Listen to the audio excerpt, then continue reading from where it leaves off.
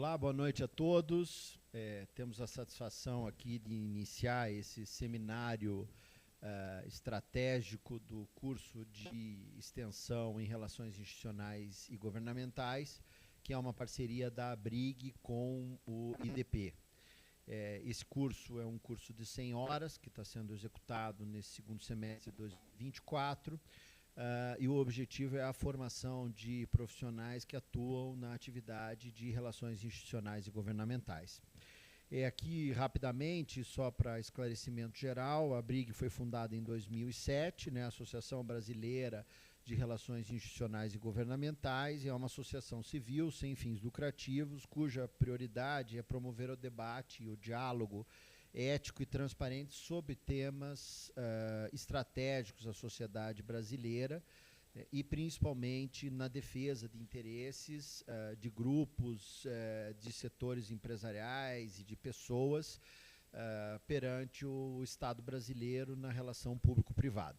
Então, essa que é o grande objetivo da ABRIG. Nós somos mais de 400 associados, pessoa física, e temos aproximadamente 35 pessoas jurídicas associadas à ABRIG que nos apoiam e apoiam também as nossas ações e atividades.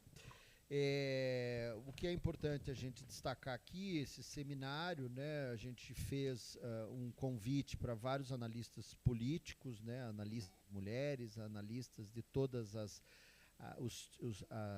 linhas de pensamento, né, ideológicas e também e que têm perspectivas diferenciadas, e tivemos aqui a grata satisfação da confirmação do professor Leonardo Barreto, que é analista político, e do professor Paulo Kramer, também conhecido cientista político em Brasília e no Brasil, né, os dois com vasta atuação na atividade, né, de relações institucionais e governamentais, na atividade e na defesa de interesse dentro do legislativo e do executivo brasileiro, demonstrando aí uma experiência bastante interessante para que a gente possa desenvolver esse debate. E eu estarei aqui junto com o meu colega, Rafael Favetti, né, somos vice-presidentes da ABRIG, exatamente mediando esse processo de debate para que a gente entenda um pouco melhor quais são as perspectivas e o processo de desenvolvimento ou os resultados que serão produzidos com as eleições municipais brasileiras, eleições muito importantes, né, principalmente considerando os últimos eventos eleitorais no Brasil, e também, obviamente, delineando as perspectivas de futuro para o nosso querido país. Então, eu gostaria de passar primeiro aqui a palavra ao Rafael Favetti para que ele faça as suas considerações iniciais e depois a exposição de cada um dos nossos analistas políticos. Rafael. Olá, Fayê. Olá a todos que estão nos vendo online e todos aqueles que verão a nós amanhã também ou depois de amanhã, né, que vão nessa magia da internet que a coisa fica gravada. Só espero que vejam antes do dia 3 de outubro, né, do próximo das eleições. Não adianta ver depois. Bom, é uma alegria estar aqui. A ideia de ouvir o professor Paulo Kramer e também ao Leonardo Barreto é que ambos são filiados à ABRIG, né? Então, ambos são filiados à nossa associação. Evidentemente, é uma associação que tem o foco nas relações institucionais e governamentais, porém, uma das verticais das relações institucionais e governamentais é a análise política. Então, nem todas as atividades de RIG são aquela que a gente chama de approach, né, que é conversar, persuadir, representar interesses. Há também uma vertical, aliás, uma vertical extremamente qualificada, que poucos fazem, aliás, dentro da nossa atividade, que é a atividade da análise pura e simples. E, portanto, tanto o professor Paulo Kramer quanto o professor Leonardo Barreto são pessoas consideradas dentro do universo da análise e, por isso, estão aqui como associados, como professores e como grandes analistas aí nesse ano eleitoral de 2024, apesar de ser umas eleições municipais. A gente está querendo saber, né, Faye, deles, o que isso impacta nas eleições nacionais, qual é o nível de nacionalização que tem e, portanto, eu já passo a palavra ao professor Paulo Kramer, para que ele, em torno de 10 a 15 minutos, fale sobre a sua análise aí primária sobre as eleições de 2024. Muito obrigado, professor. Eu que agradeço a oportunidade de estar aqui com 3 grandes amigos, né, e colegas brilhantes, né, que são o Favete, o Faê e o meu querido amigo Leonardo Barreto. Eu gostaria de começar, viu, pessoal, antes falando sobre algo muito importante nesse vínculo entre eleição e atividade de relações governamentais, que é o seguinte. Eu sempre digo, o indicador do sucesso, o maior indicador de sucesso de um profissional de relações institucionais governamentais, não é quantas vezes ele vai até a autoridade o recebe. Não, é quantas vezes a autoridade o procura, porque sabe que ele é um depositário de conhecimentos, de informações e de experiências muito preciosas, né? Então, assim, o profissional de relações governamentais, para valer, ele não é um pedinte, ele não é um suplicante, tá? Ele é um colaborador das políticas públicas, tá? Ele, com a sua experiência, com o seu conhecimento, ele pode, muitas vezes, salvar a autoridade do monte de roubadas, entendeu? Porque o sujeito, às vezes, tem a melhor das intenções, porém, vai fazer uma lei que não pega, tá? Uma política pública que não tem base, enfim, na cultura política do local, nas necessidades, nas prioridades tais como o povo as vê, né? Então, assim, eleição municipal e RIG. Eu diria para vocês que o importante é cada um de vocês, profissionais ou futuros profissionais dessa área, consigam entender qual é a escala, qual é a hierarquia de prioridades que saiu da urna. Entendeu? E, nesse sentido, a partir do instante zero, vocês se posicionarem perante essas novas autoridades municipais como pessoas prontas a colaborar, né, com o bem público. Não é colaborar politicamente com aquela autoridade, com aquele prefeito, com aquele vereador, não. É sabendo que o que nós fazemos tem um impacto, ou precisa ter um impacto, no bem público, no bem-estar público. Então, é muito importante isso, viu, pessoal? Não é quantas vezes você procura a autoridade te recebe. É quantas vezes a autoridade te procura para tirar dúvidas, para você ajudá-la com a tua experiência especializada, dizer assim, excelência, vai dar certo, não vai dar, vamos fazer assim, tem uma alternativa aqui, por aí vai. Agora, com relação à análise, né, da conjuntura política e das suas perspectivas nessa eleição municipal, eu diria o seguinte, eu estou muito interessado, inclusive assim, interessado na evolução da conversa que nós vamos ter aqui hoje, porque a gente começa a ver que alguns atores políticos se tornarão mais importantes para 2026 na medida que eles conseguirem emplacar os seus candidatos para prefeitos nas principais cidades, nas principais praças do país, né? Isso já é uma sabedoria convencional, a gente já fala isso há muito tempo, a gente sabe isso há muito tempo, que a eleição municipal, ela arma o palanque da eleição geral, 2 anos depois, né? Então, o que vai sair daí? Quer dizer, quais são os atores políticos relevantes que vão poder dizer, olha, eu fiz ou eu ajudei a fazer aquele prefeito daquela capital, daquela cidade importante. E nesse contexto, a gente vê o seguinte, que o governo Lula, o PT, o lulopetismo, eles estão, eu percebo, hoje, nessa eleição, num modo defensivo. Tá? No modo defensivo.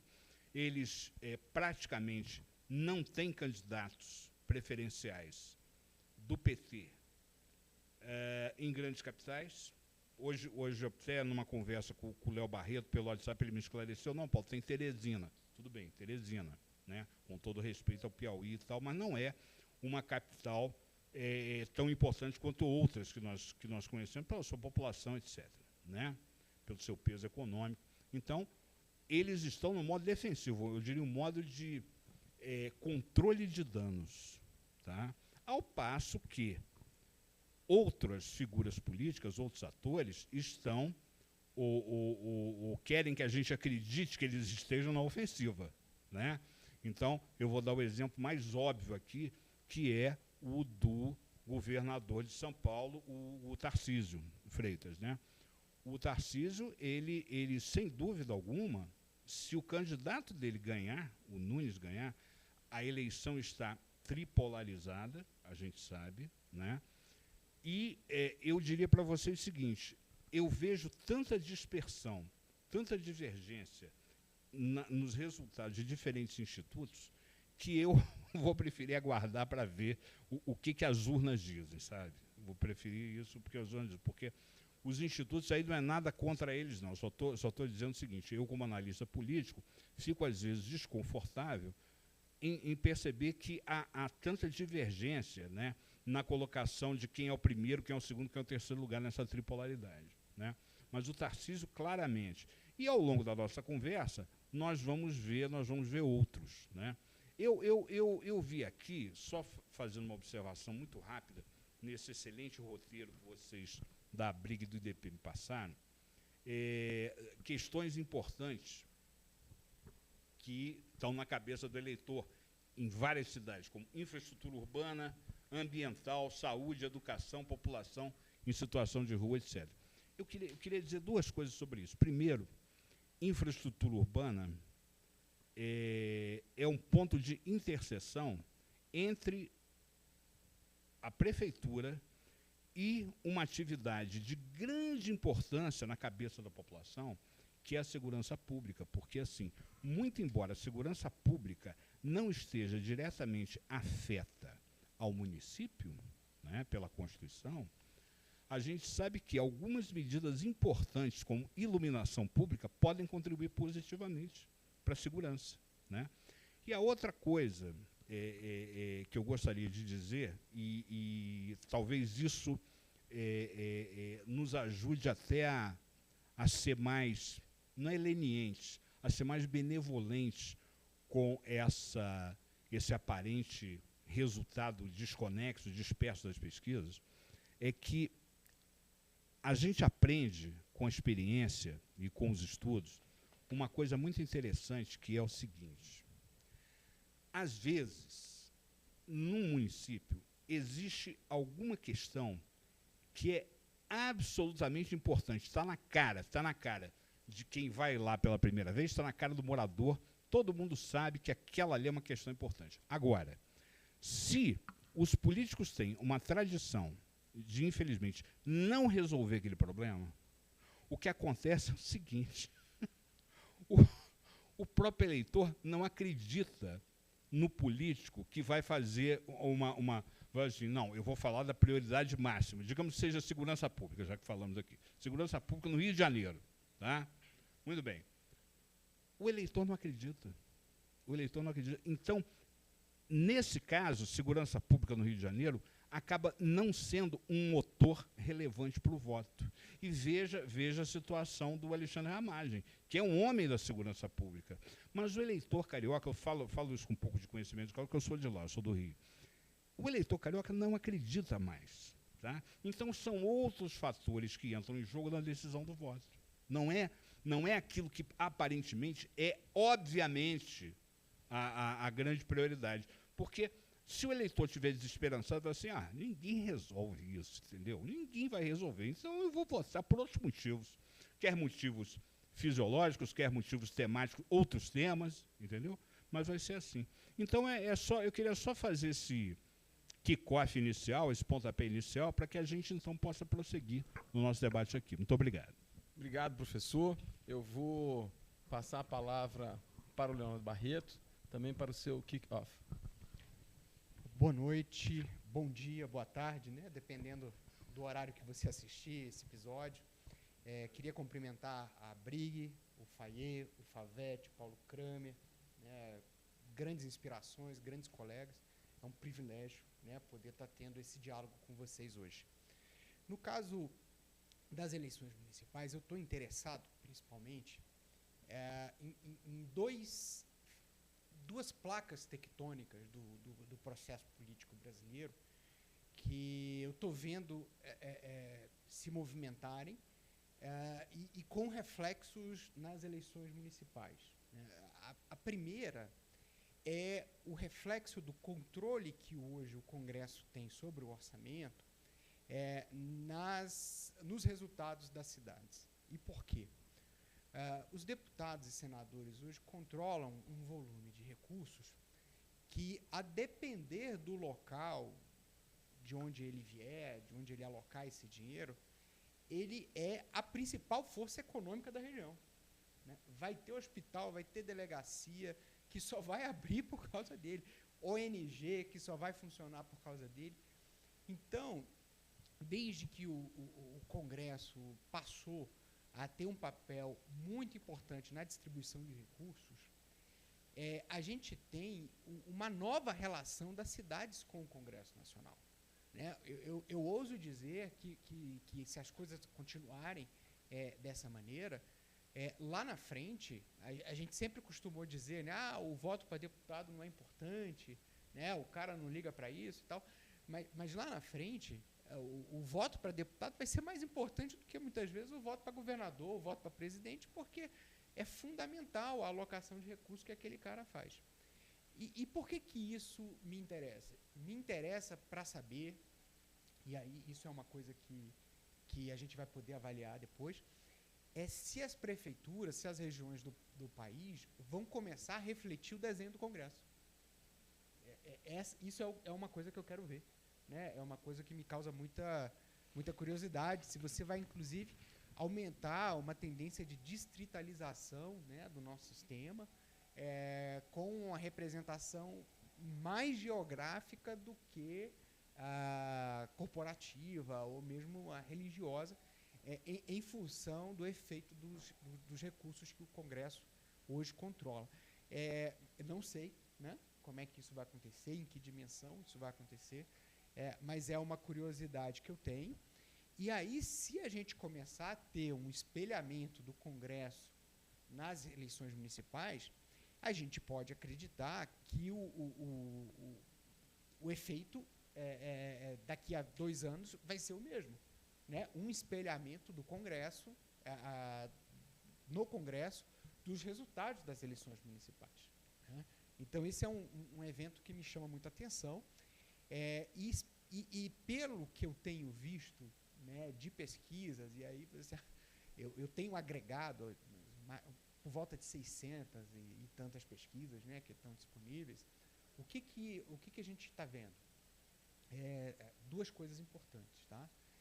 A primeira, a gente vai ver um crescimento do União Brasil muito significativo. O primeiro evento é o seguinte, é o Centrão concorrendo com o Centrão. Tá? Esse é o primeiro ponto. Centrão concorrendo contra o Centrão, na maior parte das cidades. O segundo ponto que a gente pode esperar, um crescimento do União Brasil.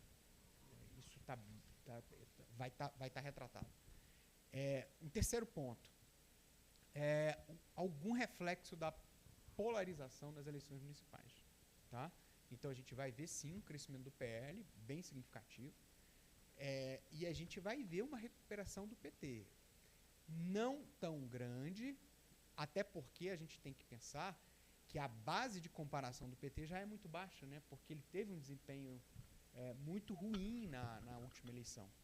Mas, além de Teresina, por exemplo, o PT vai ter como principais fora, né, se eu não me engano, Contagem, em Minas Gerais, vai tentar participar de alguns segundos turnos, né, significativos, mas eu concordo com o Paulo quando ele diz que a esquerda adotou uma postura defensiva.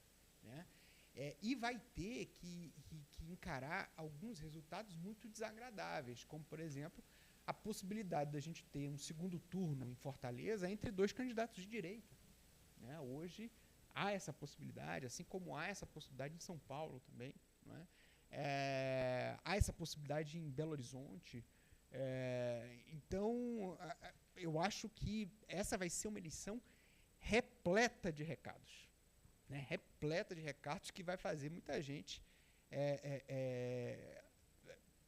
repensar, né, as suas estratégias, repensar os seus pontos, né, lá na frente. Então, esse é o primeiro aspecto que me interessa. O segundo aspecto é essa transformação da política, ou a criação de uma categoria nova de política, que é a política como entretenimento, né? E aí isso não é novo, né? A gente tem um costume de não, isso não é novo. A gente tem vários casos, né, de pessoas que vieram do show business, que vieram ocupar espaços na política, isso aqui lá fora. Isso de jeito algum é novo.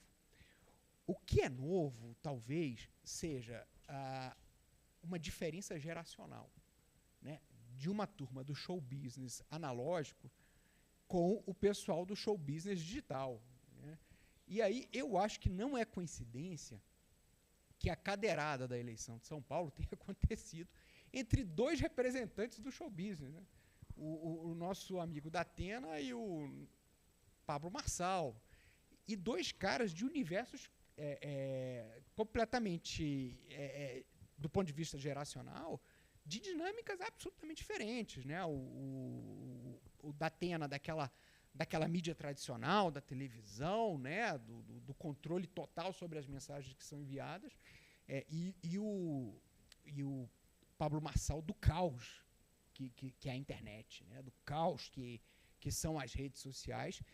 E ele transformou as eleições num reality show, né? Ele conseguiu trazer as eleições para um reality show, colocou apelido em todo mundo, transformou os debates em grandes confessionários coletivos, né? E por que ele fez isso? Alguma estratégia? Não, porque hoje as pessoas elas estão sendo levadas a consumir política como entretenimento, né? E aí os candidatos orientados pelos seus consultores, marqueteiros, etc., acabam entrando nesse jogo, né? Agora, o que a gente tem em São Paulo hoje? Eu acho que em São Paulo a gente tem o maior experimento social, né, eleitoral que talvez a gente tenha visto, já tenha visto, né, que é exatamente o teste dessa dinâmica, né, os limites dessa dinâmica, o quanto que as pessoas vão compreender, né, sobre esse tipo de embate, né? Eu vi uma análise sobre as eleições norte-americanas que eu achei interessante porque ela cabe aqui, né? O que eles diziam lá? Que você tinha, de um lado, aí na época ainda era o Biden, né, um candidato tradicional que foca o seu discurso dizendo o que ele vai fazer para cuidar da vida do eleitor, e do outro lado, um candidato, no caso seria o Trump, que ele diz o que o eleitor gostaria de dizer, né, assim, o desabafo que o eleitor gostaria de fazer. E, de certa maneira, essa é uma estética que existe também na eleição de São Paulo, né? E não apenas na eleição de São Paulo, a gente tem vários candidatos. Aliás, o Congresso já está cheio de políticos, né, que vêm desse meio, da política como entretenimento, e que trabalham esse ponto. No Congresso, eu tenho a sensação de que o resultado é uma ampliação dos radicalismos. E por quê? Um estudo lá atrás, trazendo os 10 candidatos mais importantes das redes sociais, todos eles eram das franjas mais radicais das ideologias, né? Da direita e da esquerda. E qual é a explicação disso? Na minha opinião, o cara que é eleito no ambiente digital, ele é um cara muito mais vigiado do que o cara que é eleito pelas vias tradicionais, aquele deputado de paróquia, por exemplo.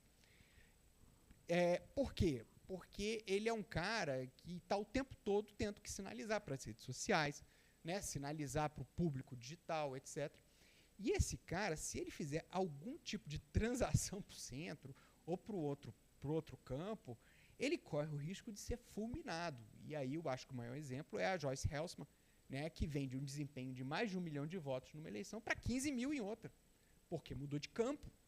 Né? Então, essa é uma característica importante. Né? Agora, o efeito disso nas eleições majoritárias, assim, se o Congresso a gente já tem elementos, né, para entender isso, para as eleições majoritárias a gente ainda não tem. Né? Esses caras vão entrar em colapso, eles vão entrar num conflito, eles vão se adaptar, eles vão se educar, né? Vão conversar, vão dialogar institucionalmente. Eu, do ponto de vista, por exemplo, de uma assessoria de advocacy que precisa fazer um trabalho em São Paulo, eu colocaria um grande X aí, né? X não, porque está proibido, né? Mas um grande ponto de interrogação caso o Pablo Marçal ele fosse eleito. Assim, ele faria um diálogo institucional, né? Porque, assim, já passamos por isso com o Bolsonaro, mas Bolsonaro era um cara ainda do Congresso, e mesmo assim o país parou no início do mandato dele, porque tinha muita dificuldade de entender sobre que parâmetros ele iria negociar. Né? Acho que só a pandemia resolveu isso. A pandemia e o medo do impeachment, né? Resolveu isso. O Pablo Marçal eleva isso à enésima potência. Né? E não apenas ele. Você tem vários candidatos com discurso de ruptura que depois vão ter que se entender com sistemas institucionais muito montados, muito consolidados. Então, para iniciar a minha fala, esses são os dois temas que eu gostaria de trazer, né, como elementos. E aí tem muitos outros, né, e a gente vai colocando aí no meio da conversa, até porque eu quero muito ouvir o Fayet e o Favete, que vão trazer também elementos muito importantes para esse debate. Quer ir? Vai lá. Eu vou perguntar para o professor Kramer e depois eu vou perguntar então para o Léo. Tá, Fayet?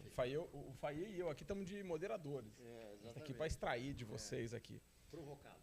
Professor Kramer, duas questões essenciais que eu acho que quem está nos vendo pergunta. A primeira delas, a importância, nós temos 5.600 municípios, alguma coisa assim, e claro que em alguns deles, uma boa parte deles, há a figura da reeleição.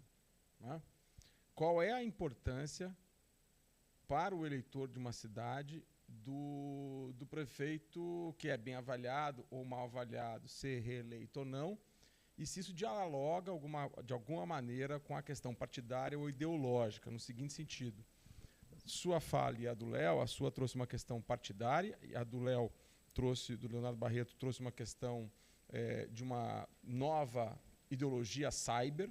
Né? Uhum.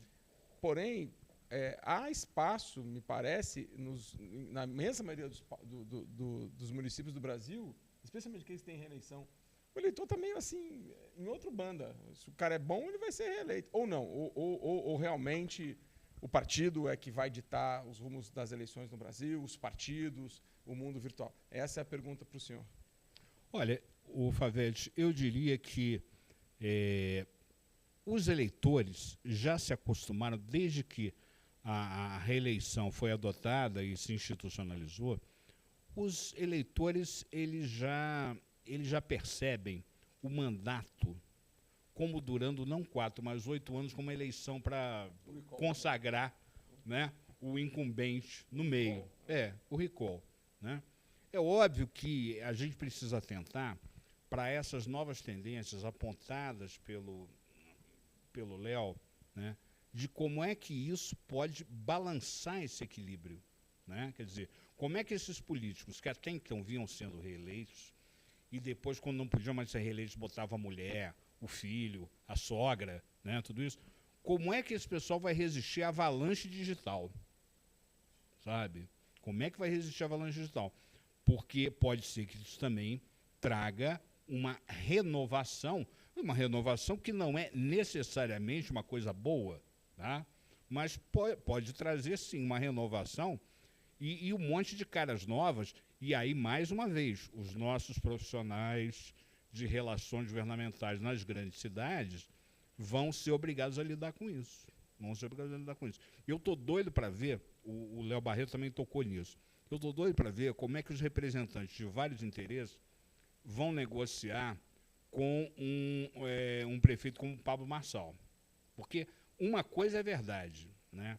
Com o tempo, mais cedo ou mais tarde, o sujeito vai ter que entrar num certo molde, num certo figurino ali de relacionamento institucional, né? Se vocês se lembram que o Bolsonaro, ele tinha no começo, quer dizer, ele mesmo não tinha clareza, ele, os filhos dele, ninguém tinha clareza de como é que ia ser o negócio, mas eles se rebelavam contra o quê? Contra uma coisa que já estava começando a se desgastar antes do Bolsonaro assumir, que é o presidencialismo de coalizão. Mas, de qualquer maneira, o presidencialismo de coalizão deixou, digamos assim, marcas profundas, né, naquelas pessoas que lutam ou esperam uma certa moralização do nosso sistema político, né? Esse negócio do presidencialismo de coalizão começou a bagunçar com aquela briga lá atrás, em 2015, que o Eduardo Cunha, então presidente da Câmara, teve com a Dilma Rousseff. A Dilma prometeu livrá-lo do Conselho de Ética, não entregou, e a partir daí foi assim, então vem cá, chamou o pessoal dele do Centrão, e a partir daí foram avançando cada vez mais nos recursos orçamentários, deixando uma merrequinha para o governo de verba discricionária, para o executivo de verba discricionária. Então, eu acho que está tudo isso nesse caldeirão, sabe, que digamos assim, promete muitas mudanças, nem todas elas para melhor, né? Mas o fato é esse, a gente tem sempre um convívio entre o novo, né, com essa, eu não digo velho, mas com essas formalidades das quais a gente não pode escapar numa democracia representativa, né? Congresso, como é que vai ser o relacionamento. Por exemplo, aqui em Brasília, aqui no plano federal da União, a gente nota claramente que o Lula está rodando com software vencido nessa questão do relacionamento com o Congresso. Ele era ótimo, assim como o Fernando Henrique antes dele também foi, eles eram ótimos no presidencialismo de coalizão quando o governo, quer dizer, o executivo, poderia controlar a conta-gotas, né, os recursos orçamentários para ajudar seus amigos e prejudicar seus inimigos, né? Agora isso também mudou. Isso também mudou. Vocês se lembram que o Bolsonaro, ele no primeiro ano de governo dele, antes da pandemia, ficavam com uns esquemas malucos do tipo assim, não vamos governar com os partidos, vamos governar com as frentes parlamentares, né? Só que as frentes parlamentares, regimentalmente, né, e as formas importam, as instituições importam, uma coisa que a gente aprende na ciência política, né, elas não são contempladas, né, com, digamos assim, as mesmas prerrogativas que os partidos na organização do Congresso. É isso aí. Muito bem, agora a minha pergunta para o Leonardo Barreto é sobre já que o professor Paulo Kramer falou do presidencialismo de coalizão e falou da questão do conta-gotas que o presidencialismo de coalizão proporcionava, isso tem a ver com a sua primeira placa tectônica, né, o que você comentou. E aí eu queria perguntar ainda sobre essa primeira placa tectônica, qual a importância das emendas PIX, portanto, para essas eleições de 2024 municipais, e o quão afeta as eleições municipais, as limitações que estão ocorrendo via judicial às emendas PIX. Olha, esse é um tema fantástico, né? Porque o Congresso se preocupou com esse tema no início desse ano, né? do ano 2023. O relator da peça orçamentária, né, o deputado Danilo Fortes, ele aprovou uma medida inédita, né, na LDO, que foi a criação de um cronograma de execução das emendas. O que estava por detrás disso? A lei, ela estabelece que as emendas são impositivas, certo? Ou seja, o governo tem que executar. Mas ele não dizia quando que o governo tinha que executar. Então, eles entenderam que o governo federal poderia usar o timing de execução das emendas, de envio do dinheiro, para poder favorecer, né, algumas prefeituras, algumas linhas, etc. E para se resguardar, né, dessa ameaça, eles estabeleceram um cronograma. O cronograma foi vetado, né, pelo presidente Lula, mas a força e o recado do Congresso já estava dado, né? E para o governo aprovar suas agendas no primeiro semestre, teve que fazer um desembolso recorde, né? No início, antes que entrasse o período da eleição propriamente dita, onde as transferências novas elas acabam sendo limitadas. Então, eu entendo que isso acabou não tendo um efeito tão grande, porque o Congresso se resguardou, né, para que o envio desses recursos fossem feitos todos antes, né, e o governo tivesse uma capacidade limitada de manobrar esses recursos para poder privilegiar os seus setores, né. Eu acho que o Congresso foi danadinho e ele fez uma leitura estratégica e se antecipou a isso. Bom, muito bem. Eu gostaria de fazer um questionamento para vocês dois, da mesma forma, porque estou juntando aí dois elementos que vocês trouxeram na fala inicial. O primeiro é a questão que o Cramer fala da solução de problemas objetivos da realidade do cidadão brasileiro. Você deu o exemplo da segurança pública, né? Mas a gente pode falar da mobilidade urbana, porque estamos falando de município, né? Podemos falar da questão das cidades inteligentes, né? Podemos falar das questões de sustentabilidade que se traduzem em inundações, em problemas, incêndios e etc. Né? Aqui em Brasília, agora incêndio, em Porto Alegre, ou no Rio Grande do Sul, na verdade, né? Inundações tenebrosas. Agora na Europa, inclusive, né? Hoje também tiveram várias inundações. Quer dizer, essa é uma realidade da nossa... do nosso momento atual, né, do planeta, né? Não é nenhuma questão de discutir se isso vai acontecer mais ou menos, mas provavelmente vai continuar acontecendo várias vezes aí para frente. Então, como que esses políticos vão conseguir resolver essas questões que são questões objetivas, da realidade objetiva, né?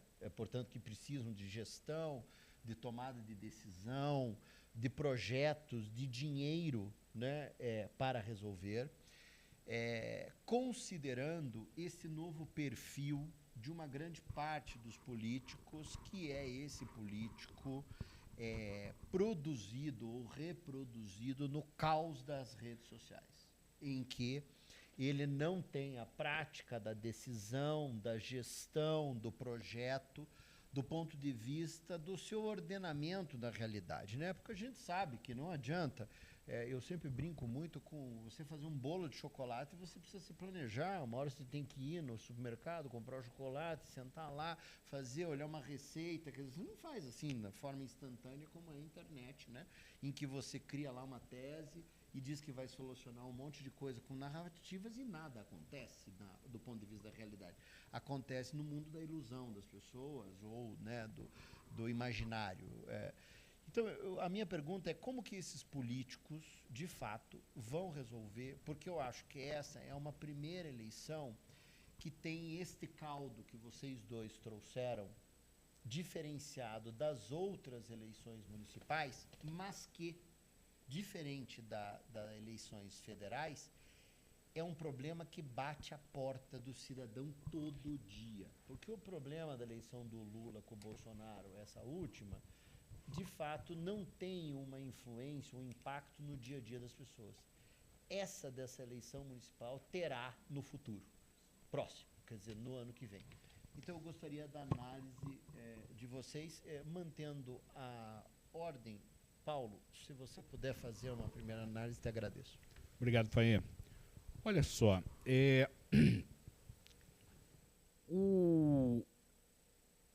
hoje, vamos analisar a coisa pelo ângulo da oferta e da demanda. Tá? Os demandantes são os prefeitos, os vereadores, os cabos eleitorais, que vêm aqui a Brasília, né? Alguns ainda acostumados com usos e costumes antigos, vão bater a porta dos ministérios. E aí, o burocrata do ministério fala assim, não, doutor, agora é lá, ó, naquele prédio ali, naquelas torres gêmeas ali. Ali é que está o dinheiro. Ali é que está o dinheiro. Né? Então, isso está acontecendo. Como é que os ofertantes, né, desses recursos, os novos ofertantes vão se comportar, é um desafio para nós a gente antecipar. Né? Quer dizer, como é que os candidatos eleitos produzidos pelo caos das redes sociais, por esse caos interativo, como é que eles vão resolver o problema do dia a dia das pessoas, né? Eu não estou dizendo que os candidatos tradicionais tenham resolvido, também não. Tanto assim que as pessoas ficam insatisfeitas e às vezes votam diferente, né? Votam por uma renovação, né? Agora, eu tenho algumas pistas que, obviamente, a gente precisa tomar com cuidado, porque o Brasil, nós sabemos, é um país muito grande e muito diversificado, muito plural, né? Mas pega, por exemplo, o caso do João Campos, prefeito do Recife. Tá? O João Campos, ele está na dianteira absoluta com 70%, né? Vai ganhar. Né? E o segredo do João Campos foi fazer, em vez de grandes projetos estruturantes, pequenas obras locais. Pequenas obras locais. Resolver não o grande problema, mas alguns pequenos problemas de certas localidades, entendeu? É isso que ele fez. E eu converso, às vezes, com políticos de Pernambuco enfim, profissionais estabelecidos lá no Recife, eles dizem assim, olha, e esse negócio de pequenas obras sai tão barato do ponto de vista financeiro, do ponto de vista político, que você não imagina, né? Vai lá, resolve aquele probleminha local ali, tapa o buraco, pinta o meio fio, ou bota um sinal de trânsito e tal, e pronto, né? As pessoas não vão ter a solução para os grandes problemas, mas pelo menos para os pequenos problemas, que é mais ou menos a escala, a dimensão que a gente associa à atividade municipal, não é mesmo? Né? É isso. Barreto. Isso é muito curioso, né? Porque quando a gente olha para a eleição de São Paulo, a gente vê o Boulos tentando assumir um pouco esse papel, né? Ele fala muito dos bairros, né? Não, porque o fulano que está lá na Barra Funda vai para não sei o quê. Né? Assim, se ele fizesse um concurso para carteiro, ele conseguia, passava fácil, né? E do outro lado, o megalomaníaco ali, né? Não, nós vamos criar um cinturão e não sei o que das quantas. E um bonde vai te levar de, né? E por isso que eu acho que é um grande experimento, porque a gente vai testar, de certa maneira, a maturidade do eleitor, né? Nesse processo. E aí, qual que é a maturidade? A racionalidade, na sua definição mais ampla, mas também mais operacionalizável, é a ideia de que você vota de acordo com o objetivo. Assim, você age achando que aquele é o melhor caminho para atingir um determinado objetivo. Então, de certa maneira, quando a gente está olhando para esses debates, a gente está medindo também quais são os objetivos de uma população, né, de uma sociedade. Aquela ideia de que eleições locais são definidas por questões locais, via de regra, eu acho que ela está de pé. Né? Eu acho que está de pé. Mas eu não sei, e aí eu não sei mesmo, embora eu veja indícios disso, de estar havendo no Brasil algum nível de realinhamento ideológico. Tá? E aí, o que significa isso? Significa o seguinte, que se você tiver ali soluções, enfim, debates, ou uma falta de identidade direta com o cara resolver algum problema ou não, etc., você pode trabalhar a partir de outros critérios de decisão de voto, e a ideologia é um deles. Né? Então,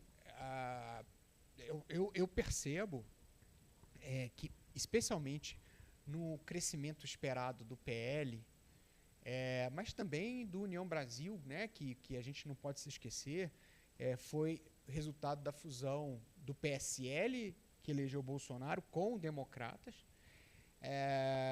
A gente está vendo um direcionamento mais à direita do eleitor. E aí, como é que eu percebo esse caldo, Faier? eu percebo o seguinte, da seguinte maneira. Vamos pensar também, como o professor Kramer sugeriu, uma discussão usando termos econômicos, né? Oferta e demanda.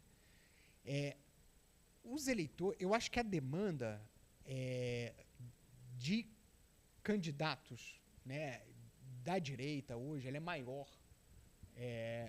Mas, ao mesmo tempo, o mercado de oferta da direita não está estruturado. É um mercado novo, é um mercado desorganizado, com muitos entrantes. Né? Por exemplo, você não vai ver um Pablo Marçal da esquerda. Né?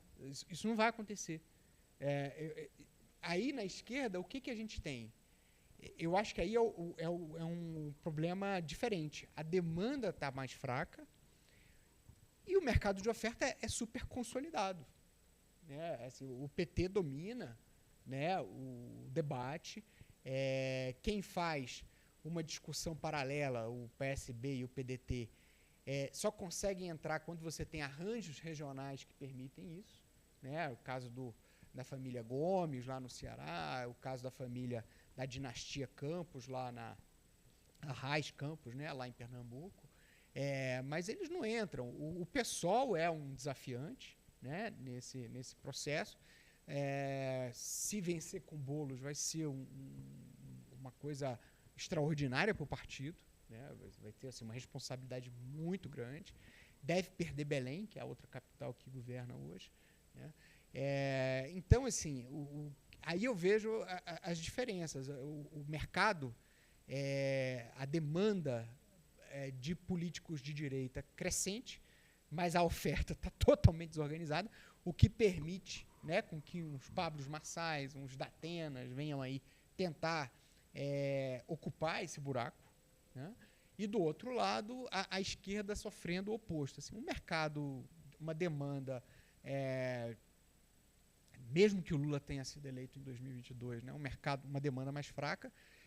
E aí o problema da oferta é a falta de novidades na prateleira. Né? Acho que uma das coisas que o PT enfrenta, e ficou claro nessa eleição municipal, é que não conseguiu se renovar. Né? A vice na chapa do Boulos, a Marta tem mais de 70 anos. Né?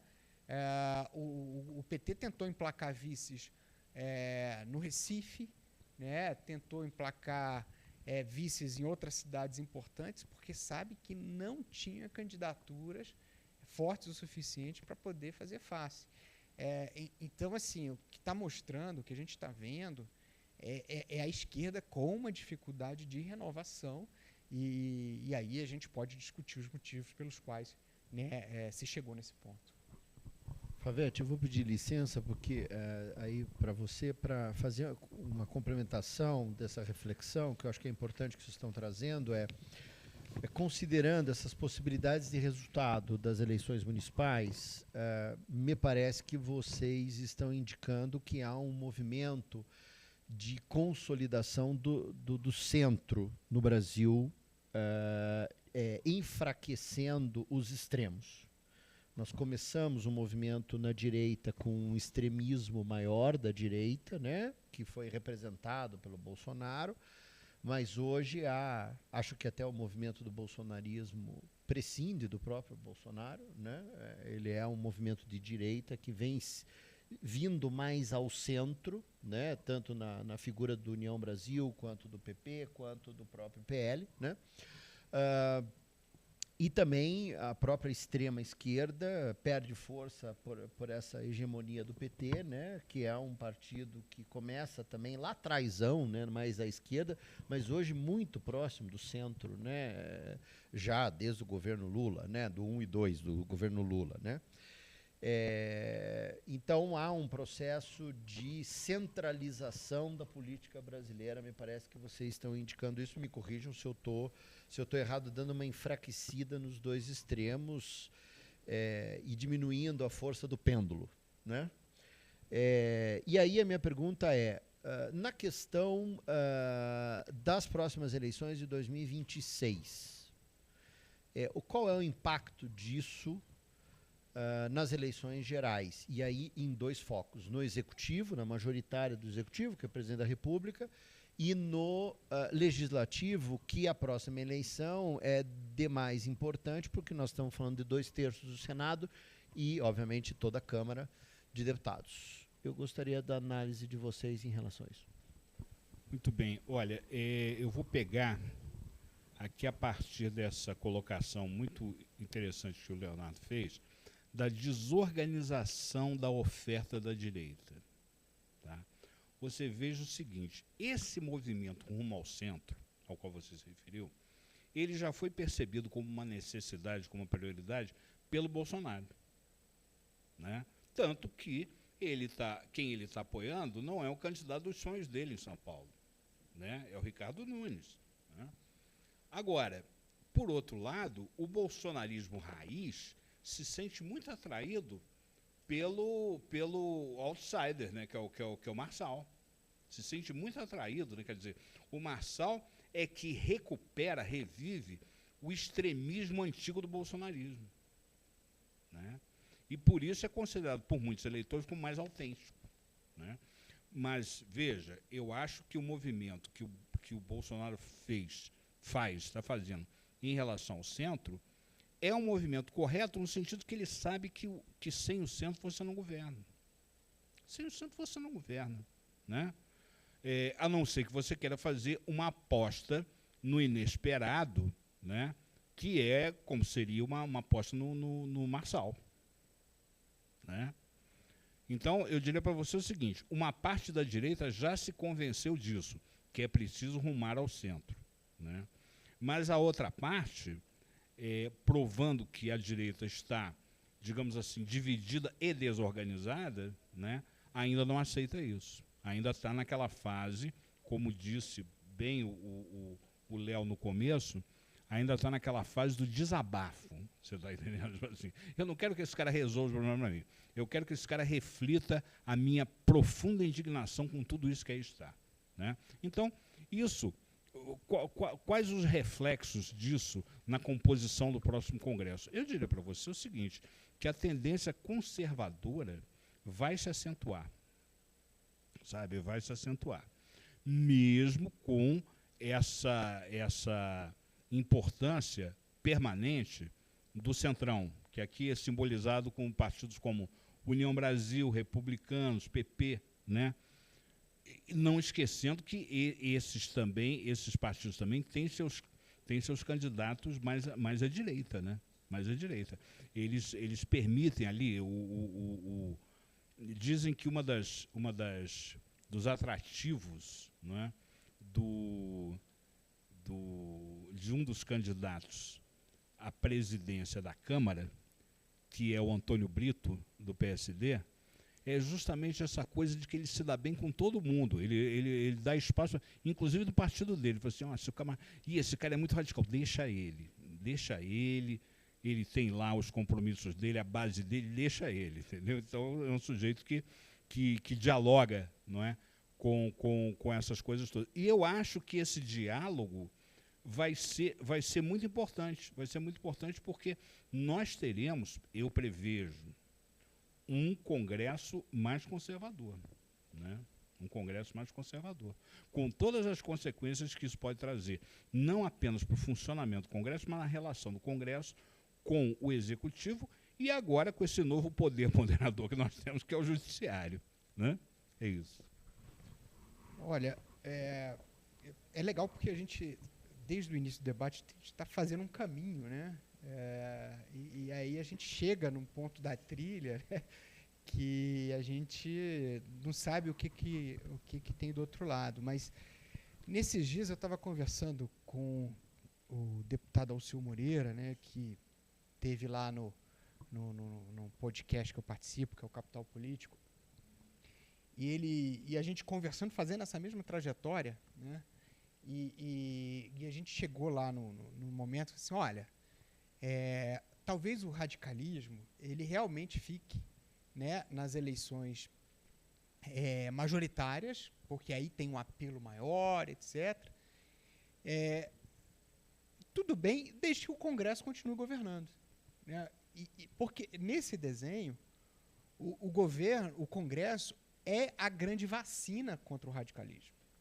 Né? Porque não interessa se o cara de esquerda ou o cara de direita, o Congresso vai moderá-lo. É a garantia para o eleitor de esquerda, por exemplo, no caso de um candidato de direita vencer, é a garantia para o eleitor de esquerda, como o Rodrigo Maia e o Congresso fizeram contra o Bolsonaro, né, que ele vai ali cortar os excessos. E do outro lado, agora com o Lula, né, que o Congresso também impôs bloqueios importantes, né, fazendo com que, né, as eleições e o processo político no Brasil não sejam um jogo de tudo ou nada. Né? O cara que perdeu, ele vai continuar sendo ouvido e tendo interesses atendidos. Né? E isso é muito importante para manter todo mundo à mesa. Né? Para não haver uma desistência, né, do processo político. Por isso que muitas vezes eu fico doente, né, do pessoal dizendo assim, não, precisamos voltar para aquela situação antiga que o governo controlava todas as emendas e tinha um rolo compressor, como se aquilo fosse sinônimo de eficiência de políticas públicas, de transparência. Eu penso o seguinte, assim, olhando para a Venezuela ali do lado, né, cujo o processo autoritário ele escalou por meio de uma fragilização das instituições de controle, né, judiciário e legislativo, o recado está mais do que dado. Né, o legislativo e o judiciário independente são fatores de moderação do processo político que, no final das contas, é o que vai garantir o processo democrático. Agora, voltando para o tema das eleições municipais, bem rapidamente. Assim, se o Brasil é uma série ali do Netflix, né, o capítulo final vai reservar um segundo turno entre Ricardo Nunes e Boulos em São Paulo, né? Porque aí vai ser o primeiro embate entre Tarcísio e Lula, né? A organização... hoje tem um artigo do Fernando Exman no Valor muito interessante, até eu e Paulo discutimos ele mais cedo, onde ele diz que a capacidade de articulação do Tarcísio, que foi um dos responsáveis pela construção da aliança ali em torno do Ricardo Nunes, mas também a sustentação de suporte em torno do Nunes no momento em que ele mais precisou, né? Em que todo mundo dizia que ele precisava ser abandonado, né? Então, assim, ali o Tarcísio está vivendo uma prova muito importante. E aí ele tem que tomar todos os cuidados, porque o grande inimigo dele é a inveja do clã Bolsonaro, né?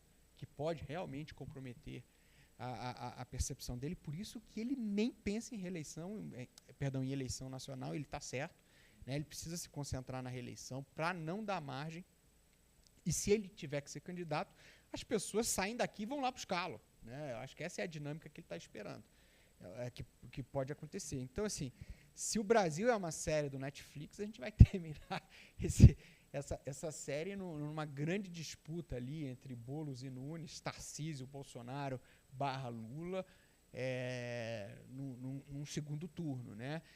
Acho que, do ponto de vista das eleições nacionais, que é o tema que você trouxe, me parece que, fora todos os outros desenhos, né, e dos recados que as cidades vão mandar, vários deles a gente comentou, aquele mais emocionante é o enfrentamento dos atores nacionais nesse laboratório local.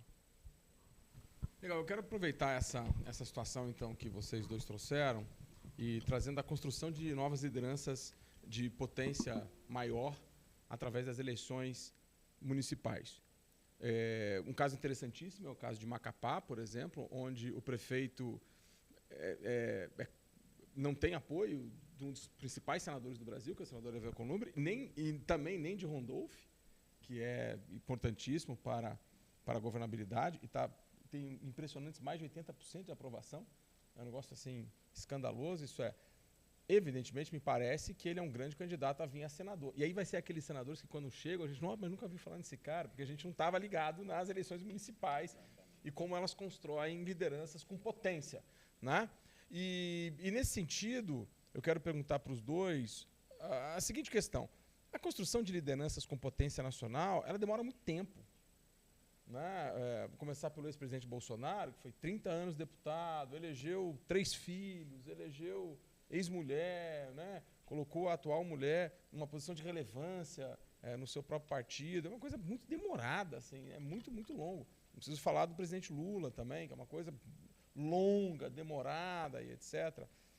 Porém, já que estamos falando bastante de São Paulo, o governador Tarcísio, é impressionante como ele tomou um nome nacional. E nessa questão que estamos falando bastante de São Paulo, mesmo sendo a previsão Nunes e Boulos, e aí refletindo um pouco da polarização maior nacional, isso que o Léo falou, a construção de um nome muito rápido de potência nacional. Eu acho que se discute mais sobre o Marçal fora de São Paulo do que dentro. Assim, aqui em Brasília se discute ele, em Goiás, entendeu? É um negócio... No Brasil inteiro. Impressionante como a velocidade da construção de novas lideranças parece que mudou. E se isso for verdade, aquela fala do Leonardo Barreto, que é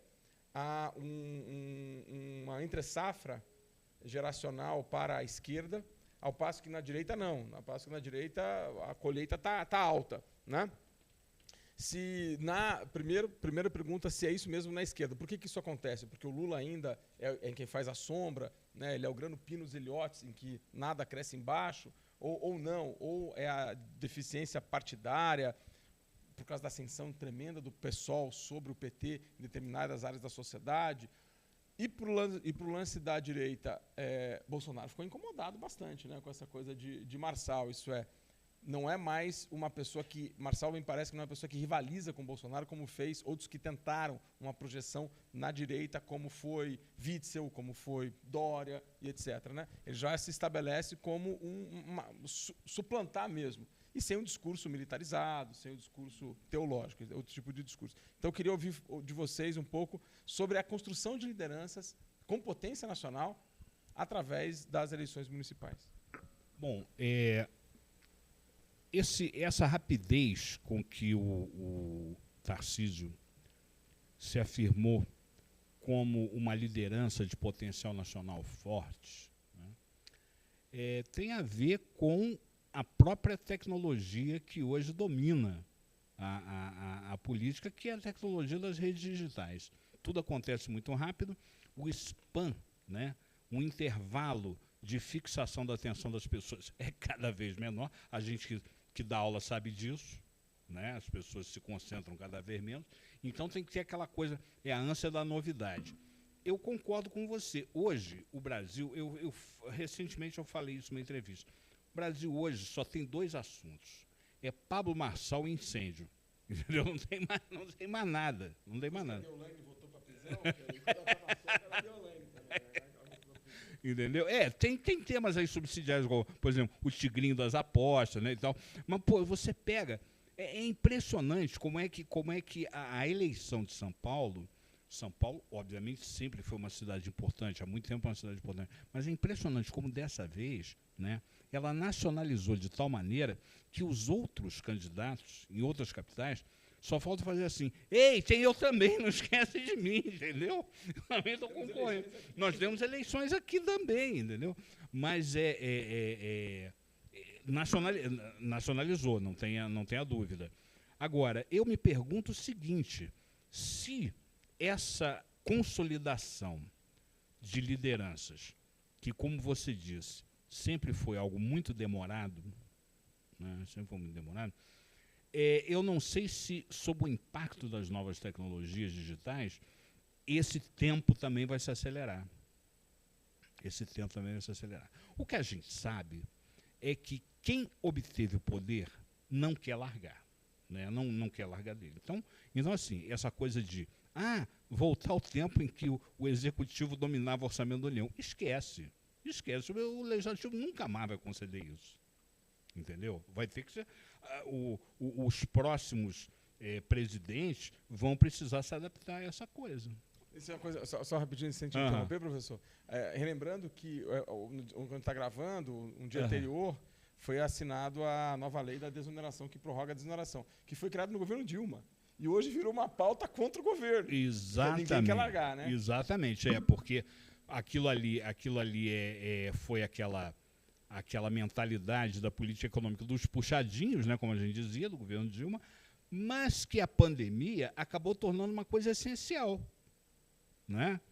Como é que você faz, depois de uma pandemia daquele tamanho, durante a pandemia, como é que você faz para garantir o emprego das pessoas? Né? Como é que você faz para que a economia continue rodando, continue funcionando? Né?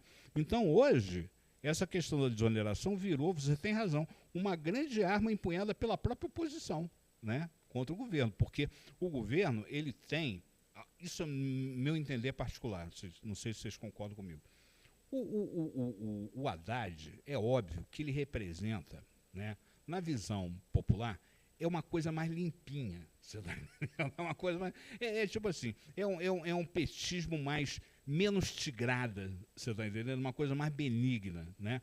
E que precisa ter necessariamente, pela posição que ele ocupa, ele tem que ter um compromisso com o arcabouço fiscal, com a sustentabilidade fiscal, compromisso esse que está cada vez mais difícil dele cumprir, cada vez mais difícil, né? Porque ele tem um presidente que diz, gasto é vida, né? Então, esse negócio de, no fundo, se você for conversar com a Gleisi Hoffmann, com o próprio Lula, eles vão dizer o seguinte, olha, esse negócio de estabilidade fiscal é coisa de banqueiro, você está entendendo? Isso é coisa de Faria Lima, e o que a gente precisa mesmo é gasto voltado para as necessidades maiores do cidadão, da maioria da população, etc, etc. Como é que você faz a quadratura desse círculo? Como é que você resolve esse dilema? Não resolve, né? Você simplesmente não resolve, não tem, sinceramente, eu não vejo como é que essa coisa do ajuste fiscal pode acabar bem, né? Porque o nosso arcabouço fiscal, que foi adotado no ano passado, ele já tem mais furo que queijo suíço, pô, está todo furado, né? Está todo furado. E mais uma coisa, uma tendência, e isso também entra no jogo das perspectivas eleitorais futuras, as eleições gerais, você tem cada vez mais o governo recorrendo a expedientes para circundar o arcabouço fiscal, como, por exemplo, usando os chamados fundos privados, que não são privados absolutamente nada, aquilo é recurso público, né? Mas eles são privados no sentido que a estrutura jurídica deles, né, permite que aqueles recursos, eu vou dar dois exemplos, o programa Pé de Meia e esse novo programa Gás para Todos. Tá? Esses recursos, eles só aparecem no orçamento uma única vez, quando o fundo é integralizado. Mas depois, nos exercícios seguintes, não. O que quer dizer que, se o governo Lula, daqui a 2 anos, 2026, quiser botar o pé no acelerador para ganhar a eleição de qualquer maneira e botar dinheiro nesses fundos novos, né, programa Pé de Meia, Gás para Todos e tal, ele vai fazer isso. Com certeza ele vai fazer isso. Né? Então é isso. Quero ouvir o Léo Barreto sobre essa coisa da construção das lideranças. Eu vou entrar até, Favete, pegando um pouco essa questão da esquerda, né, que você falou. A gente já falou muito da direita, ela está mais identificada com essa questão digital. E por que a esquerda, então, ela está enfrentando problemas? Né? E aí acho que uma das explicações que você trouxe, muito importantes, é o papel do Lula, né? Que é, sim, um líder que ele tem um estilo de fazer política onde ele estimula uma competição no entorno dele que acaba matando um pouco, né, a geração de políticos. Né? Então ele coloca, por exemplo, todos os presidenciáveis do PT nos ministérios. Né? E aí vira uma grande concorrência para ver quem aparece mais, quem mostra mais. Os ministérios não conseguem fazer coordenação, né? Você tem uma dinâmica de competição, é o contrário. E com isso, o Lula ele consegue 2 coisas. Né? A primeira, ele não permite que ninguém se destaque muito. E a segunda, ele é sempre o árbitro né? Foi ele que demitiu o ministro Silvio Almeida, né? Então, assim, então o que eu quero dizer eu acho que tem um pouco de modus operandi do PT e da esquerda, tá? Mas também eu estou colocando isso aqui para debate, não é minha área de especialização, não. Agora, tem um outro elemento que aí eu também falo arriscando, né?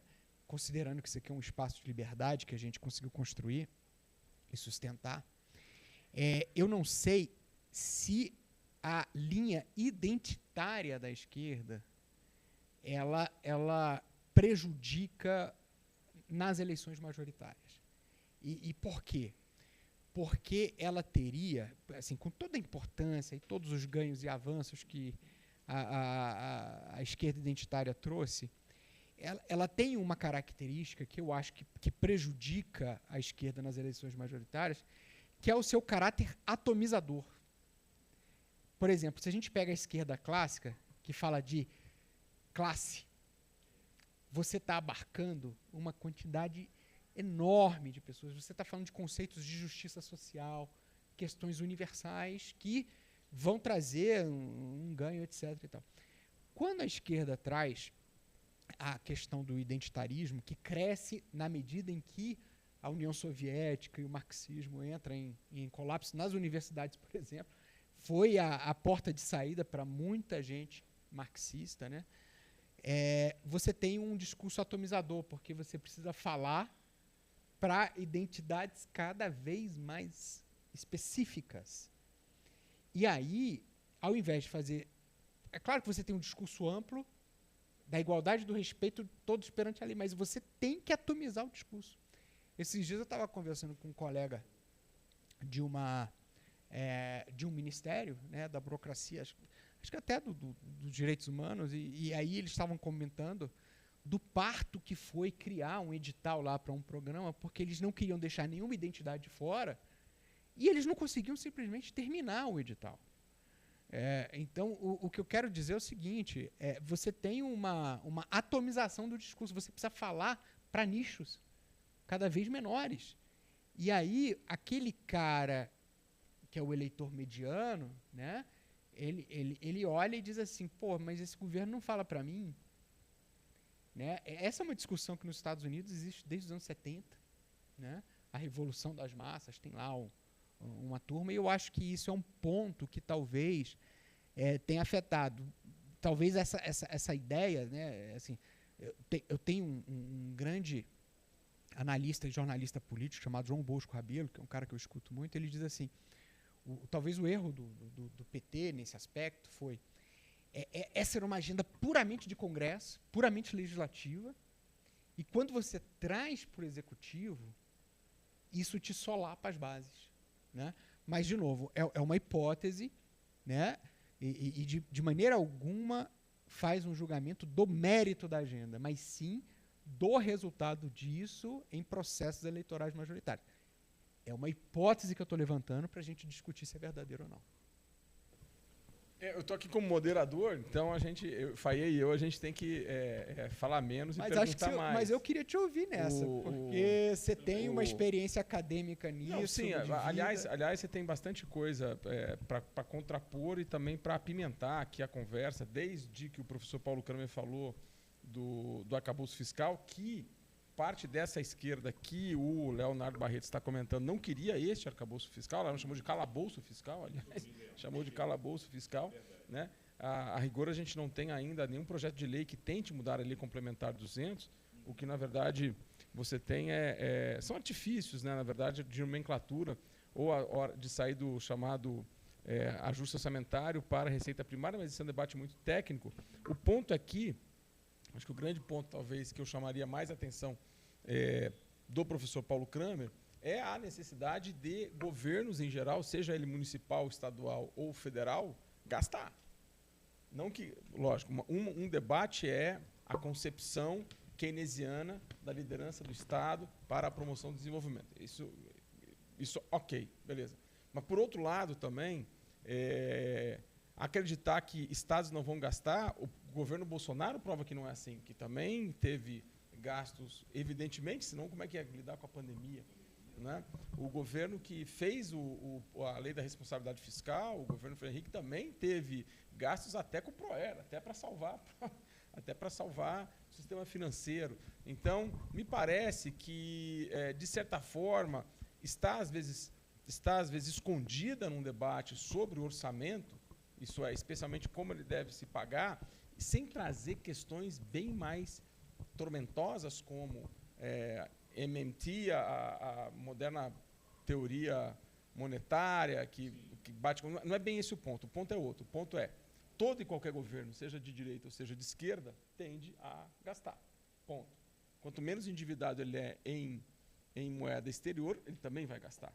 Né? Então, acho que essa é uma questão. E aí eu trago de novo os municípios. Muitos prefeitos talvez não tenham muita ideia disso, né, professor? Talvez não tenham muita ideia de questão orçamentária. E aí gera a frustração eterna no leitor. Né? Eu sei que o senhor, quando foi escrever seu doutorado, escreveu sobre a questão da frustração. Né? Então, eu gostaria que o senhor relembrasse um pouco disso para a gente, tanto no seu conhecimento como até no plano teórico, essa eterna frustração que traz aí para o eleitor. O senhor já comentou de uma, que foi o eleitor do Rio de Janeiro, falou, ninguém vai resolver segurança mesmo, vou buscar outras. É um tipo de frustração. É claro. Né? E agora também a frustração de todo e qualquer eleitor que vai ter em relação e do próprio governante municipal, que é a questão de não conseguir executar, às vezes, as coisas por causa das limitações orçamentárias. E depois eu faço uma pergunta para o Léo. Olha, muito bem. O que você mais ouve dos prefeitos com experiência administrativa é a seguinte frase: olha, investimento é custeio. Você investe e depois você tem que manter. Eu quando lecionava na UNB, de vez em quando eu era escalado pela minha chefia lá do Instituto para recepcionar professores, colegas que vinham do exterior. Né? Passear pelo campus com eles, mostrar, ó, que estamos construindo e tal. Então, chegamos a ter aquele programa reestruturação, né, da universidade, construção de prédios, essa coisa toda. E um dia eu estava com um colega francês, professor da Polytechnique, né, que é uma grande escola, né, e ele, engenheiro civil, ele fez uma pergunta básica. Ele falou assim, vem cá, esses prédios que vocês estão construindo, por exemplo, do novo Instituto de Ciência Política, do novo Instituto de Relações Internacionais, vocês têm um fundo de longo prazo para garantir a manutenção dessa obra, para que essa obra não se deteriore? Eu não sabia se eu ria ou se eu chorava, né? Porque, assim, de chorar você vê que não tem, né? E é de rir, você vê como é que uma pessoa que vem de outra cultura, com essa preocupação, que aqui não passa pela cabeça das pessoas. Né? Agora, os prefeitos já sabem, investimento é custeio. Depois que abriu, tem que continuar mantendo aquilo ali. Né? Agora, essa questão do gasto, eu concordo com você. O que essa polarização ideológica vai trazer, né, de efetivo para essa discussão é o seguinte: qual é o gasto que eu considero legítimo, qual é o gasto que eu considero ilegítimo? Né? E aí as pessoas ficam se debatendo, né, o tempo todo com relação a isso. Mas você tem razão, e a pandemia ela trouxe essa evidente necessidade de se gastar. O próprio ministro Paulo Guedes, ortodoxo, monetarista, Chicago, ele falava isso assim, não, olha, enquanto as pessoas estiverem morrendo, não, vamos ter que gastar. Vamos ter que gastar, não tem jeito, não tem saída, né, para isso. Agora, eu acho que a porca torce o rabo é nessa questão de, a partir da minha perspectiva ideológica, o que eu considero gasto legítimo, o que eu considero gasto ilegítimo. Né? Por outro lado, a gente tem com relação a este governo, Lula 3, pelo menos para mim, uma coisa é certa. Ele só sabe resolver essas questões fiscais não ajustando a sua despesa, tá certo? Mas tributando cada vez mais. Né? E a gente vê isso nas coisas mais simples. Por exemplo, esse que está em evidência agora, que é, o governo vai confiscar o dinheiro parado nas contas correntes, né? Aquele dinheiro esquecido, aquilo que você nem faz ideia mais que tinha, né? Passou um tempo ali, o governo vai pegar aquilo ali, para quê? Para fazer a maquiagem do arcabouço fiscal, né? Então, tem sempre que estar sempre inventando novas fontes de receita, porque é difícil para um governo cuja concepção é gasta é vida, fica muito difícil você fazer o ajuste pelo controle da despesa, né? Então, e aí a saída qual é? Além de produzir inflação, a outra saída é arrecadar mais. É isso. Só abrir um parêntese, eu estava falando um pouco dos problemas da esquerda, né? Mas a grande aposta da esquerda é política distributiva na veia, né? E é muito interessante pegar os dados de redução de pobreza nesses 2 primeiros anos, onde a base da pirâmide teve um aumento de renda de 33%. Né? Assim, não apenas com políticas de transferência, como também com políticas de aumento de salário mínimo. Então, assim, eu acho, viu, Favete, que esse governo Lula, ele é um governo de classe mesmo, sabe? Assim, você tem uma escolha de atacar realmente a base, de promover uma transferência bem volumosa, de tal modo, eu sei que você entende muito de mercado financeiro, que hoje tem gente no mercado que diz que aumento de juros não vai ajudar a controlar a inflação, porque o aumento de transferência para a base foi muito significativo e aumento de juros não vai fazer controle de demanda e de consumo. Agora então, assim, acho que é um governo que tem uma aposta muito clara, né, em políticas de transferência. Eu acho isso muito importante. A criação de empregos, né, nesses 2 primeiros anos, se a gente for ver, tem uma estatística impressionante, que, se eu não me engano, quase 2/3 são empregos de beneficiários do Bolsa Família. Essa reforma trabalhista do Temer, de trabalhos intermitentes, 90% dos beneficiários dessa nova modalidade são mulheres e jovens, né, que tinham mais dificuldade de encontrar, né, posições fixas de emprego, etc. Então, assim, eu acho que tem uma transformação muito significativa acontecendo na base, né? E acho que o governo aposta nisso. Acho que e é a melhor aposta que o PT pode fazer mesmo, né? Agora, deixa eu voltar um pouquinho para a direita. O Marçal, ele tem uma coisa interessante, de trás de toda a coisa maluca que ele né? E, assim, se um dia ele for diagnosticado como psicopata, eu não vou estranhar de jeito nenhum. Mas ele traz um negócio interessante, que é uma conexão social, que é a secularização da teologia da prosperidade.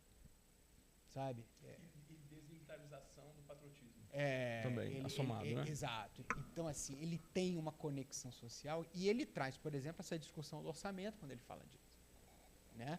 Quando ele fala que Bolsa Família é Bolsa Miséria, ele cria o discurso antagônico a essa política de transferência, né? A teologia da prosperidade, que numa adaptação da ética protestante, não é tanto quanto os calvinistas, né? Tão sofisticado quanto, mas ele diz basicamente que a tua vitória material é um sinal de evolução espiritual, né? E ele seculariza isso, né? Eu acho que ele tem um episódio, um marketing, né? Que ele vai pregar para um cara que está vestido com roupa da esquerda, e aí o cara, tu vai vir falar de Bíblia? Ele, não, vou falar de outro livro. Aí mostra a carteira de trabalho para o cara. O que eu quero dizer é o seguinte, ele seculariza um elemento de ideologia que está fermentando na base da sociedade já há bastante tempo. Tanto que Dória usou isso. Exato. O Dória usou também a questão e que faz o contraponto à política distributiva baseada pelo governo de esquerda. Então, assim, é por isso que eu digo, eu acho que a gente está vivendo um grande laboratório de coisas que vão ecoar aí por vários anos, a potência de vários discursos, né? Eu acho que a gente, enquanto observador, a gente está vivendo um dos momentos mais interessantes, né, para serem observados. Faye, eu quero escutar de você a importância de ter um diálogo franco. Aqui não era a ideia de um debate, era a ideia de escutar os professores, né? Então, acho que cada um que nos escutou, eu, você, os professores, entre si e entre nós, temos várias concordâncias e várias discordâncias, porém, é inegável que a Brig tem pessoas de altíssimo gabarito para falar sobre esse tipo de assunto. Então, eu queria ouvir de você a importância desse tipo de evento, né? E depois passar a palavra para os professores para um recado final, porque nós estamos gravando isso, você que está vendo hoje a gente online, etc., para quem vai ouvir depois, antes do primeiro turno das eleições municipais, né? Então, a gente tem essa situação também, que depois a gente pode voltar e rever, mas eu queria passar primeiro, te ouvir sobre a importância desse tipo de evento, que é um evento analítico, sem ser debate, né, sem ser de contraposição de ideias, mas sim analítico, e cada analista fala. É uma metodologia super interessante, porque cada um tem a sua visão, a importância disso, e depois passar para os professores. Bom, Favete, obrigado.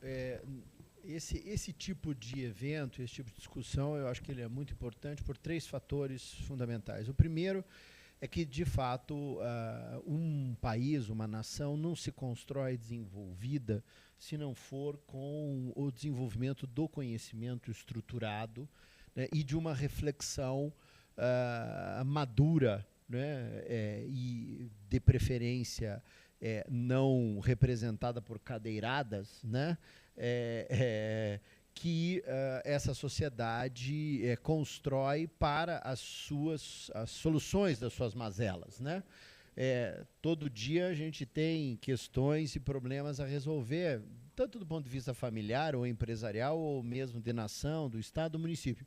E esse tipo de solução, ele não se constrói na imposição e nem no extremismo, e sim no diálogo. Então, diálogos abertos com perspectivas equilibradas, no sentido do comportamento, mesmo que discordantes, são fundamentais, né? O segundo ponto, que é muito importante, é que a gente está, de fato, numa sociedade super complexa, cada vez mais.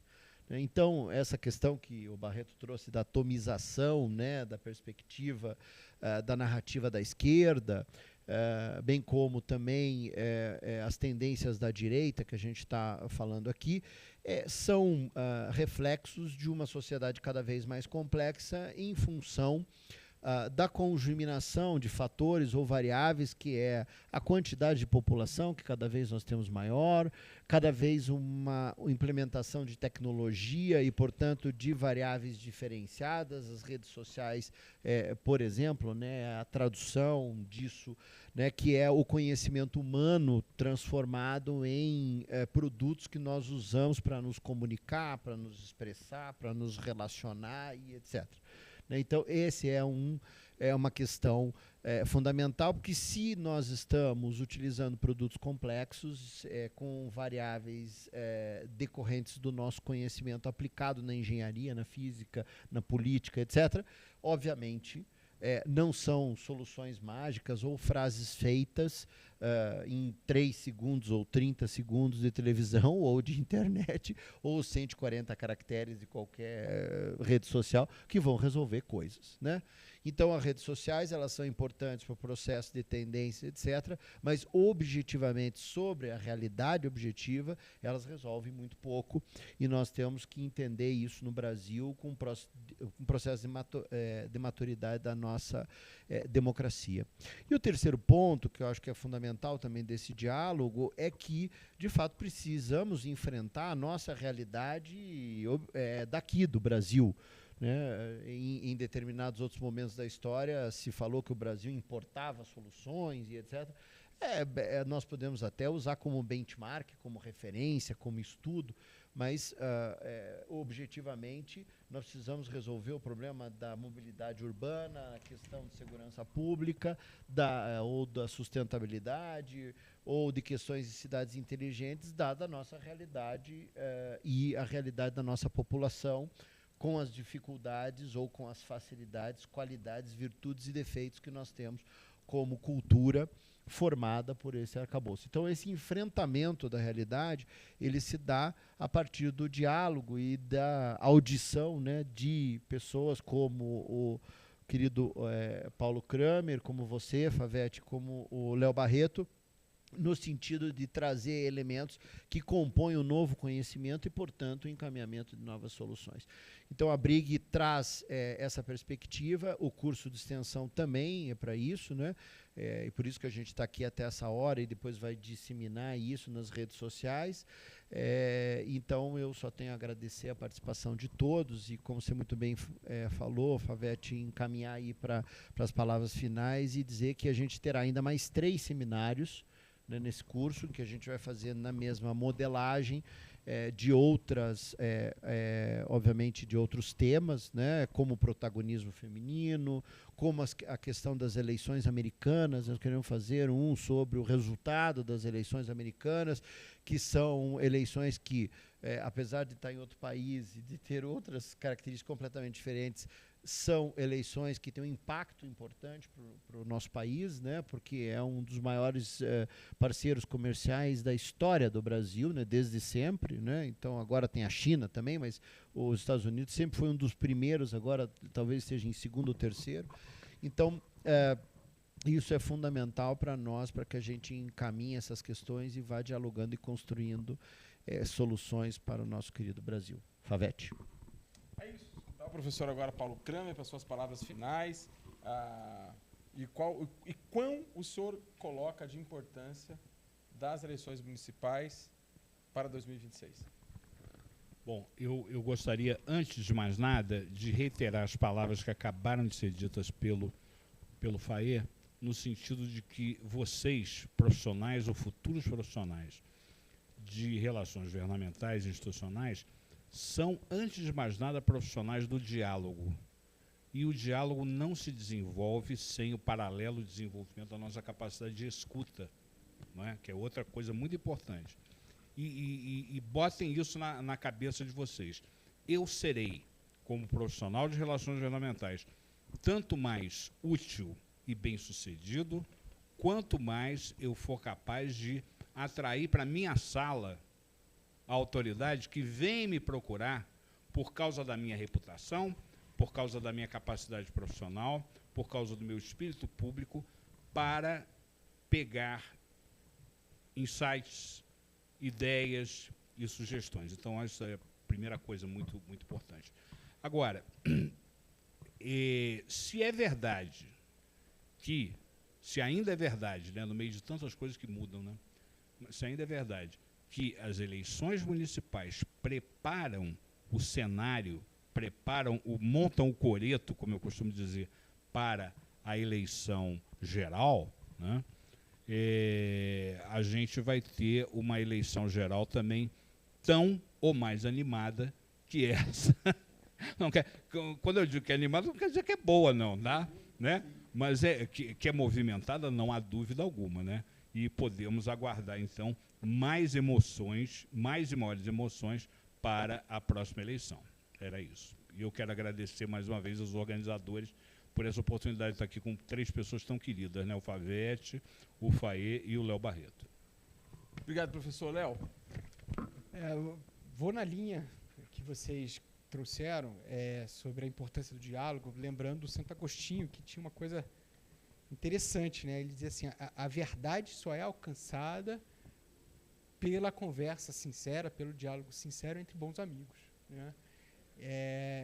E isso é muito importante, porque vindo de um religioso, né, a elevação espiritual e a elevação intelectual, ela não se dá fechado, né, de forma fechada no seu interior, né? A reflexão é importante, mas a verdade ela só só é achada em boa companhia, né? E isso me inspira bastante. Eu queria agradecer você, Fayet, Favete, Paulo Kramer, meu grande professor. Cumprimentar também o Jean Castro, né, presidente da BRIG, que é uma figura maravilhosa, né, no papel de estímulo ao debate, muito aberto, muito democrático. E colocar à disposição, né, acho que a gente tem muita coisa interessante, acho que a política brasileira está mudando muito e, graças a Deus, né, acho que essa mudança ela tem relação com a vitalidade, né? E, claro, tem excessos, tem problemas de toda a natureza, mas é isso, né? Como o Fayet ressaltou aqui, a gente está testando narrativas, a nova direita, a nova esquerda, mas antes de tudo a gente está testando e cultivando a sofisticação do eleitor, né? Ele é o árbitro. Ele é o árbitro. Boa. Obrigado a todos que ficaram aqui conosco, que vão ver esse curso depois também, esse seminário depois. Obrigado, Fayet, e obrigado a BRIG. Obrigado a todos. Até mais.